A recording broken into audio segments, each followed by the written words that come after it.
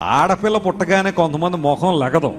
ఆడపిల్ల అది అనేది ఎక్కువ మంది ఎవరంటే అత్తగారు. నువ్వు ఆడపిల్లవు కాదా? మరి ఆడపిల్లలు చూడగానే అంత పెదవిరుపు కొంతమంది. మన దేశంలో వరకట్నం అనే భయంకరమైన పిశాచి చాలా కుటుంబాలను ఇప్పటికీ వేధిస్తూనే ఉంది. ఆడపిల్లలు పుడితే పెద్ద ఇంత కట్నాలు ఇవ్వాలి, వాళ్ళు వేరే చోటకి వెళ్ళిపోవాలి, కాబట్టి ఇంక వాళ్ళు ఉన్నా లేకపోయినా ఉపయోగం లేదన్నట్టుగా చాలా మంది ప్రవర్తించి ఆడపిల్లలను ఒకలాగా మగపిల్లలను ఒకలాగా పెంచేవాళ్ళు లేరా ఈ రోజుల్లో? మగపిల్లలు బాగా చదువుకోర్రా నాయన, బంగారం కొండ వజ్రం రత్నం అంటారు ఎవరిని? మగపిల్లని. మరి రేపు పొద్దున్నాడు మరి పెట్టాలి పెద్ద కిరీటం తల్లిదండ్రుల మీద. ఆడపిల్లని నువ్వు వంటలు ఉండే అంట్లు దోమే చేయొద్దు నేను అంటల్లా. దయచేసి ఆడపిల్లలు ఎవరో కూడా వెసిలి గారు ఎలా అంటున్నారు ఏంటని అనుకోరు, పని చేయండి. కానీ వాళ్ళు దానికోసమే నియమించబడినట్టుగా మాత్రం వాళ్ళని బానిసలుగా చూడకండి. ఆడబిడ్డలైనా మగబిడ్డలైనా దేవుడిచ్చే బహుమానం. స్తోత్రం చెప్పండి. హల్లెలూయా. Just receive them. దేవుని కోసం పెంచండి వాళ్ళని, దేవుని సేవలో వాడబడేలా వారిని పెంచండి. గొప్ప కార్యాలు జరుగుతాయి. నేను ఆడపిల్లల పక్షపాతం, ఎందుకు కూడా ముగ్గురు ఆడపిల్లలు ఇచ్చాడు దేవుడు నాకు.